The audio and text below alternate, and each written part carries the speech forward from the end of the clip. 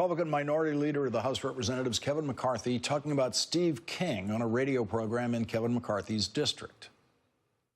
This wasn't the first time that he used this language. Absolutely. When he used this, I came out directly and denounced it and was frustrated. But I knew that I watched past leaders did not act. Yeah. And I just felt, I don't care if it hurts me or not, I got to just do the right thing. Absolutely. But when I looked in the back of the things he had said, even recently, and done, it doesn't reflect us, and it can't reflect us. Joining our discussion now, Jason Johnson, politics editor of TheRoot.com and an MSNBC contributor, and former Democratic Senator Claire McCaskill, who is also now an MSNBC contributor, is back with us. Jason Johnson, who could Kevin McCarthy be talking about? He's talking about past leaders, apparently recent past leaders of the House of Representatives. I guess he couldn't think of Paul Ryan's name. Yeah, he couldn't remember Paul Ryan. He couldn't remember Reince Priebus. He couldn't remember tons of other leaders of the Republican Party. This is not new. You know, Steve King has been a white nationalist for years. He has said white nationalist things. They have heard about them. They have dismissed these statements in the past. This newfound religion of the Republican Party, which is let's condemn white nationalist talk, but let's not stop white nationalist policies, does not impress me at all. So, you know, the idea that McCarthy can't really remember and says this isn't us, this is you. This is the Republican Party. If you have someone like that who is in your party, who has felt comfortable behaving in this way for 10 years, and you have several other people that have the same belief system, they just know how to say it with sugar on top, that is a reflection of your party. And until you make those fundamental changes and what you accept ideologically and policy-wise, censuring him, moving him from committees, none of that really matters. Senator McCaskill, every elected Republican in the House of Representatives voted against Steve King on that resolution about his language the other day, including Steve King. He voted against himself, saying, you know, shouldn't have said it. Donald Trump, silent. Donald Trump, the elected Republican in Washington who has nothing to say about Steve King. Yeah, Donald Trump this week said he hadn't really followed it. Now, he was up to the minute on Jeff Bezos' divorce. Yes. But he hadn't managed to follow a candidate for Congress that he supported in so many ways, said that they were on the same page together, they saw things together. And by the way, Kevin McCarthy, talk about phony baloney. He gave Steve King 10 grand last year out of his PAC. So if this is something that has troubled him for a long time and he didn't understand why Paul Ryan hadn't acted, why did he write a $10,000 check to Steve King last year for his reelection? All of these guys were there for Steve King for his reelection last year.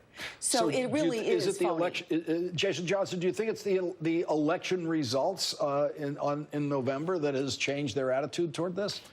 Part of it, yeah. You know, the Republicans are shook, right? They're like, oh, my gosh, we lost a bunch of seats, and the new faces of the Democratic Party are brown and young and millennial, and I guess we need to clean up our act. But the problem is, you know, cleaning up your act or healing or improving, you can't heal if you can't agree on the diagnosis. And I've said this before. Most of the Republicans and a lot of Democrats, they couldn't even tell you what a white nationalist is. So they're condemning something because they've heard it's a bad word, but they don't know what it is. They don't know what white nationalism is. And they're not really trying to remove it. White nationalism is the wall. White nationalism leads to what happened with police in Ferguson. White nationalism is what you had that killed people in South Carolina. White nationalism is what killed people in Pittsburgh. White nationalism leads to violence. And until the Republican Party and the Democratic Party understands that white nationalism isn't just mean words that makes people feel bad, but it results in domestic terrorism, all of this is a dog and pony show.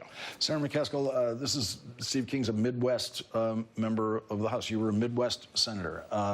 Is there something in the political dynamics in that region that the Republicans were worried about? Because now you have his local newspapers saying, resign, you're useless to us, they've kicked you off the committees, you can't really represent us.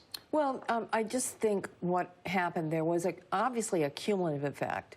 And I think as time went on and no one really reined in Steve King, he just went further and further and further. And then finally, he went so far, but he really couldn't look the other way anymore. Yeah. It was compelling, even to his local newspaper.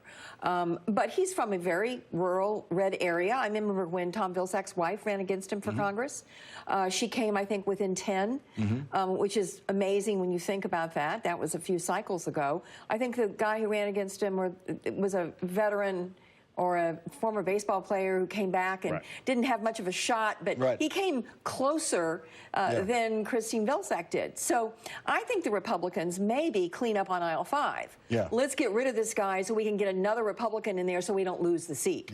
Because if Steve King is their nominee, they're probably going to lose the seat. Jason Johnson, thank you for joining us tonight. And Senator McCaskill, I just want to say I have seen United States senators leave the Senate when they decided to retire, and I've seen them leave when they involuntarily were retired. And what I've always noticed is about a month later, you can't tell the difference because they're just so happy to be out of that submarine, and you look like you're bearing it with both grace and dignity, which is just the way you entered the Senate, and I want to thank you for your service there. And thank you so much, Lawrence. Thank you for joining us tonight. Really appreciate it. You bet.